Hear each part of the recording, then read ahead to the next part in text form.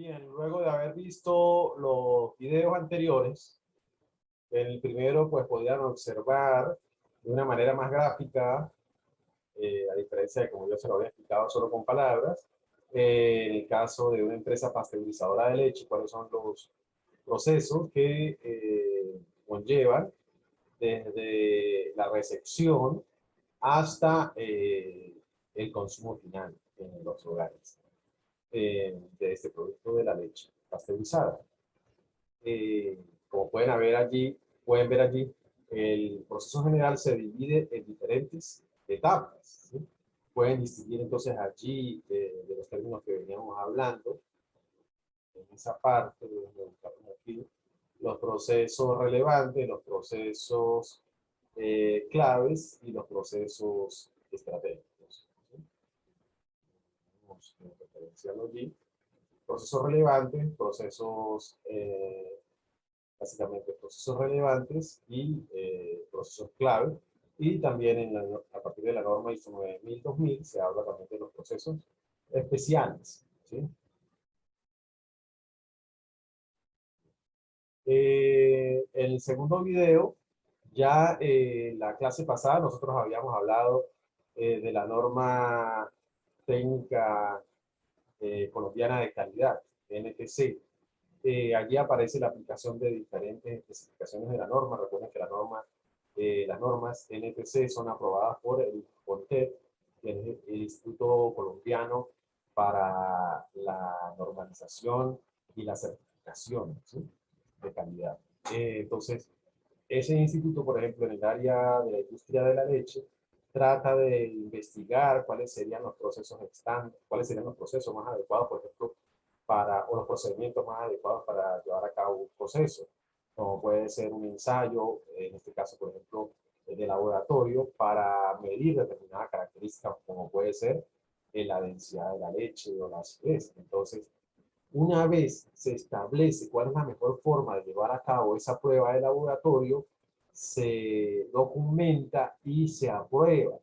Y entonces cuando una empresa, en esa industria particular del área de la leche, quiere hacer o verificar, por ejemplo, una propiedad particular, como puede ser la densidad o como puede ser la acidez o como puede ser otras, pues debería regirse por esa norma que ya está aprobada, y eso garantiza de alguna forma credibilidad en su proceso, porque no es algo que está inventando ella, no están inventando algo, no están inventando el agua tibia, por decirlo así, sino que es el resultado de un estudio conjunto entre diferentes entes, como hablábamos la clase pasada. Pueden ser entes académicos que colaboran allí para determinar, por ejemplo, en el caso de las universidades, cuáles deberían ser los procesos bioquímicos que se deben llevar a cabo para, en este caso, comprobar una medida, como puede ser la acidez, la densidad, entre otros, ¿sí? Entonces, en ese segundo video es muy importante porque observan aquí esas diferentes pruebas de laboratorio que se hacen para medir, en el caso de la leche, diferentes propiedades a la hora de recepcionar, de recibir el producto. Por ejemplo, también hay pruebas para medir la calidad de la recepción, y eso de alguna forma también permite hacer un control de los proveedores. Bueno, así como se hacen esas pruebas en el área de la leche, también, por ejemplo, en el área petrolera se hacen pruebas para medir, en el caso, por decirlo, de algunos procesos eh, claves, inclusive especiales, por ejemplo, el caso del transporte de determinados fluidos, ¿sí?, como el petróleo o el gas, eh, el espesor de las tuberías o la calidad de las tuberías es muy importante, o la calidad de las soldaduras. Entonces, para medir los procesos de fabricación de esas tuberías, existen determinadas pruebas aprobadas por el CONTEC, las pruebas NTC, las técnicas de calidad, que obviamente garantizan la normalización, la credibilidad de que ese proceso está haciendo, o que ese proceso precisamente, sí, mide adecuadamente esa propiedad. Si hablamos, por ejemplo, de resistencia a la tracción, de flexibilidad, de resistencia al calor, resistencia a la corrosión, por ejemplo, en el caso de las tuberías, en el caso de la leche, como les refería hace un momento, la acidez, la densidad, o por ejemplo en el caso de la construcción, cuando se quiere garantizar o de alguna forma certificar que una empresa constructora cumple con parámetros de calidad en su proceso de construcción, el manejo de los materiales, pues pueden hacer pruebas de tracción del concreto a través de una norma técnica de calidad como la NTC 2020 o 220, que de alguna forma garantiza la resistencia a la presión, las pruebas de compresión de, por ejemplo, vigas de concreto, ¿sí?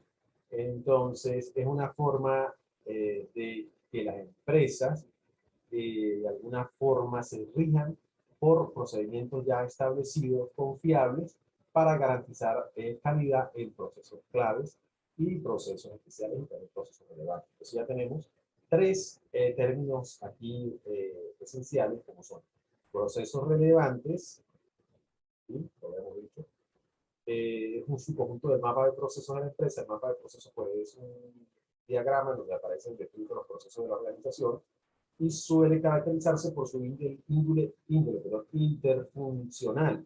Es decir, diferentes áreas de la organización pues intervienen aquí en ese proceso, atravesando horizontal y verticalmente a la organización, ¿sí? Como les decía, el proceso de recepción de la leche es un proceso relevante, inclusive podría ser caracterizado como clave.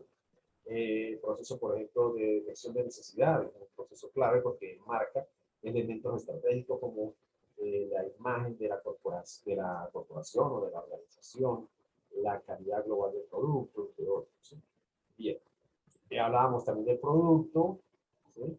Es la serie de interacciones entre diferentes recursos de la organización para garantizar una serie de transformaciones que de alguna forma garanticen o aseguren, de otra manera, aseguren un adecuado procesamiento o una adecuada transformación de esas entradas en determinadas salidas, denominadas pues esas salidas productos.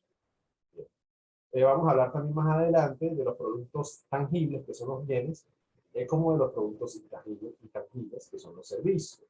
Bien, les decía hace un momento, antes de ver los videos, que existían dos conceptos también importantes.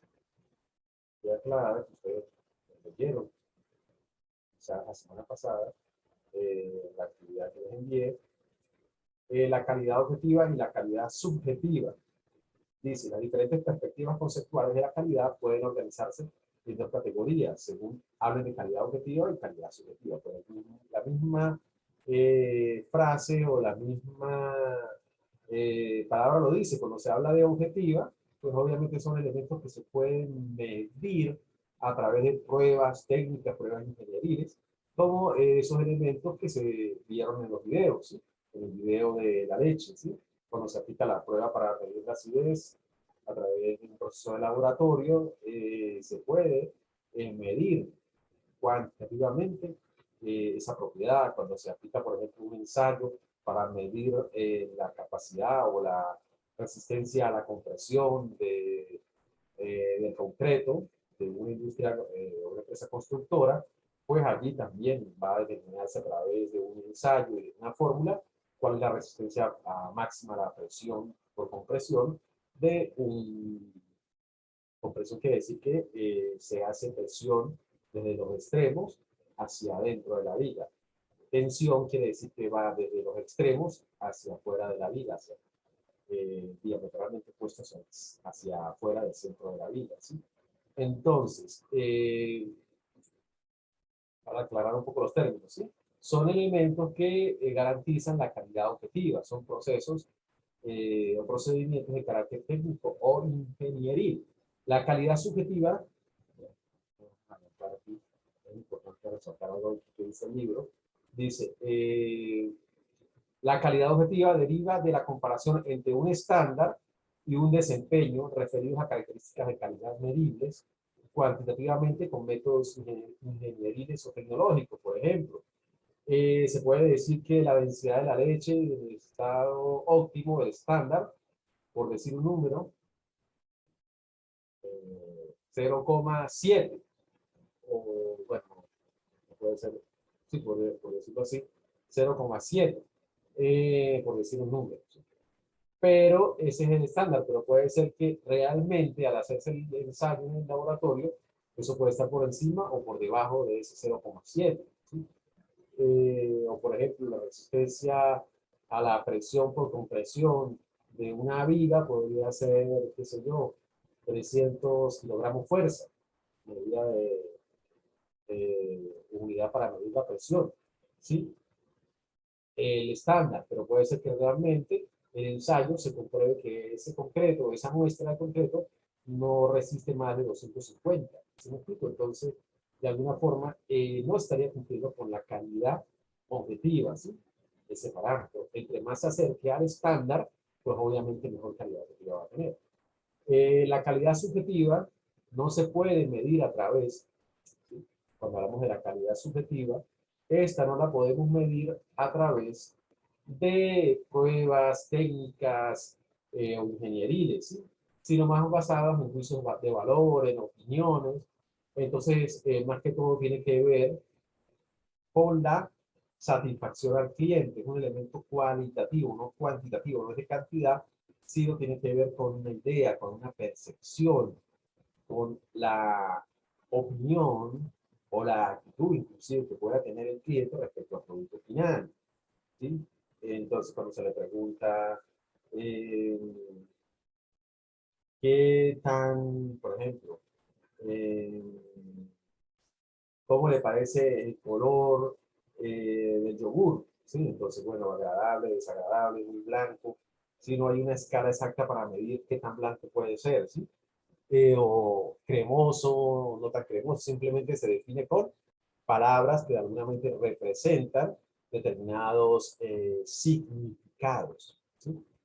Entonces, entramos en el campo de la percepción, en el cual, pues, hablar de una realidad objetiva,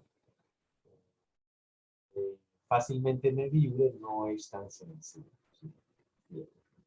La calidad objetiva está implícita en los conceptos de calidad como excelencia, la calidad como conformidad con las especificaciones o basada en el producto. ¿Sí? La calidad objetiva está relacionada con la calidad como conformidad con las especificaciones, es decir, hacemos la prueba y vemos si ese lote, ¿sí?, que estamos midiendo o esa muestra que estamos tomando del producto cumple con las especificaciones. ¿Sí? Tomamos la muestra de la leche y vamos a ver, le medimos el pH, a ver si debería ser un pH, por ejemplo, el ideal debería ser, por ejemplo, de 6,7. ¿Sí? Estoy diciendo un número, no manejo con exactitud cuáles serían las cifras reales, ¿sí? Pero por decir un número. El pH creo que está entre 1 y 14, ¿sí? El pH en 7 es pH neutro.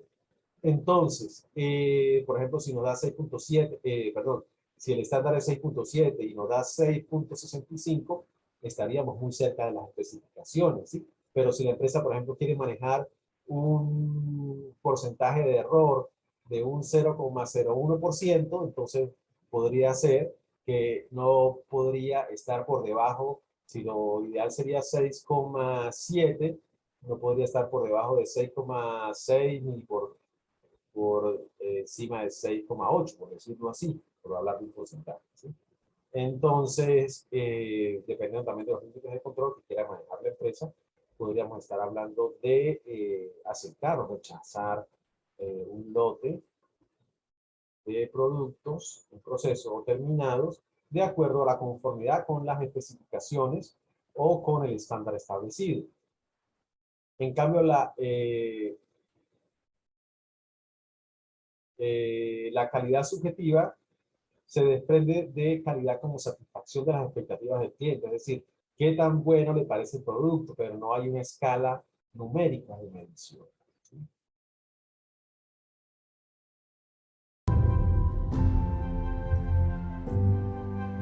Un textil puede ser cualquier material convertido en hilos con el que sea posible crear tejidos.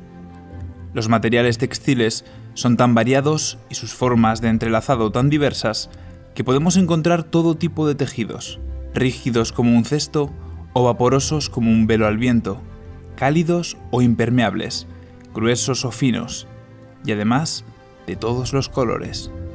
Se han empleado textiles para las viviendas, como las jaimas, elementos de transporte, como las camillas, recipientes, como los sacos, enterramientos, como las vendas de las momias, y para elementos decorativos, como las alfombras, las cortinas y los tapices. Pero su uso más determinante y extendido lo llevamos encima constantemente como una segunda piel, la vestimenta. El tipo de tejidos empleados por la humanidad y su complejidad han dependido de las técnicas y las tecnologías conocidas por las diferentes sociedades a lo largo de la historia. El ser humano comenzó por cubrirse con pieles de animales, que pasó a coser entre sí.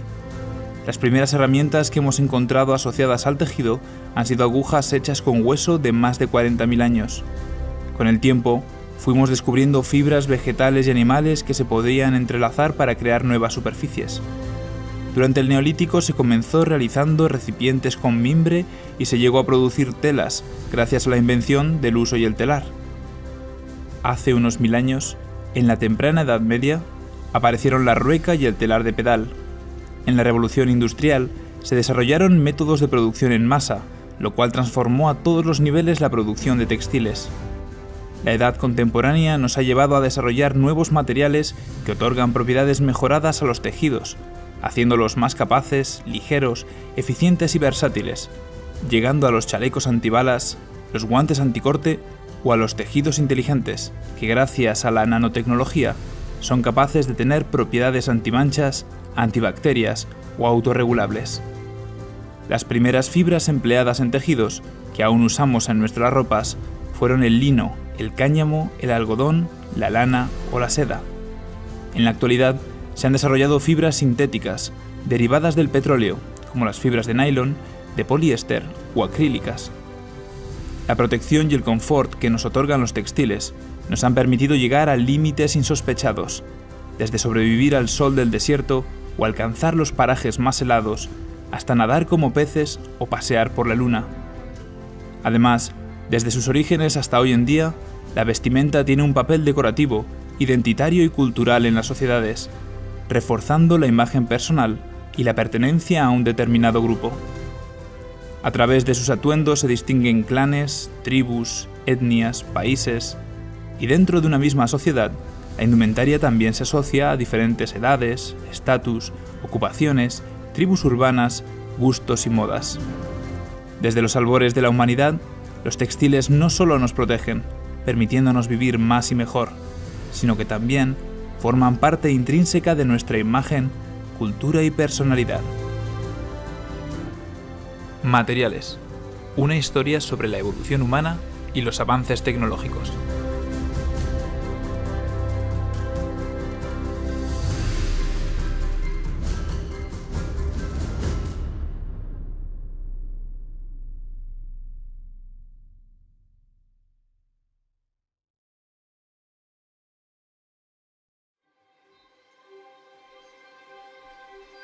Hasta bien avanzado el siglo XX, todos los materiales utilizados de forma cotidiana han tenido en común que su dimensión siempre ha sido detectable por el ojo humano. Sin embargo, como consecuencia de la investigación reciente surgida en la nueva edad de los polímeros, en las últimas décadas se han descubierto un sinfín de nuevos materiales en la escala nanométrica, conocidos como nanomateriales. Se trata de aquellos materiales en los que alguna de sus dimensiones es menor de 100 nanómetros. Un nanómetro es 1000 millones de veces más pequeño que un metro. O dicho de otro modo, un pelo humano es 100.000 veces más grueso que un nanómetro. Como puede ver, la variación de escala respecto a los materiales convencionales es colosal, y por ello, la dimensión nanométrica solo puede ser observada con los más potentes microscopios electrónicos o de fuerza atómica. El origen teórico de estos nuevos materiales tan singulares nació el 29 de diciembre de 1959, cuando el físico Richard Feynman, Premio Nobel de Física en 1965, impartió su famosa conferencia There's Plenty of Room at the Bottom, queda mucho sitio al fondo, en la que consideraba la posibilidad de manipular átomos individuales para formar estructuras químicas. Feynman abrió una ventana a una nueva dimensión con una visión en ese momento casi profética, pero que, hoy en día, se ha convertido en una realidad y ha dado lugar a todo un mundo de nuevos materiales, los materiales del siglo XXI, los materiales del futuro. Pero, ¿realmente podemos hablar de nuevos materiales? La verdadera curiosidad es que el ser humano, a lo largo de toda la historia, ha utilizado muchos de ellos sin realmente conocerlos y sin ser consciente de su utilidad. En época romana, por ejemplo, los artesanos vidrieros que crearon la famosa copa de Licurgo, actualmente custodiada en el British Museum, lograron que fuese capaz de cambiar de color según recibiera luz de forma reflejada o directa. Aunque no podían saberlo, esa variación de color se daba gracias a la nanotecnología. Y es que, aunque en la antigüedad no conocían exactamente las propiedades de aquellos materiales, hoy en día su descubrimiento ha hecho posible estudiarlos, controlarlos y plantear las funciones que pueden cumplir. Y aquí radica también su excepcionalidad, en el hecho de que manifiestan similar composición a la que tienen los materiales hasta ahora conocidos, si bien con propiedades radicalmente diferentes. Las nanopartículas, las nanofibras, los nanotubos, los fulerenos, el grafeno o los nanotubos de carbono manifiestan esta condición que los hace tan valiosos. Pueden generarse teniendo como base prácticamente cualquier elemento de la tabla periódica, aunque en la actualidad el más utilizado es el responsable de la vida en la Tierra, el carbono. La expansión de su uso es vertiginosa y cada vez se aplican a más utilidades y conceptos, hasta hace poco impensables. Biotecnología, medicina, construcción, alimentación, agricultura. Estos nuevos materiales abren un mundo de posibilidades y prácticamente todas las tecnologías se están beneficiando de su desarrollo. El futuro de los materiales es microscópico. Todo un mundo por descubrir, en una nueva escala. Un nuevo reto del conocimiento para el ser humano. Materiales. Una historia sobre la evolución humana y los avances tecnológicos.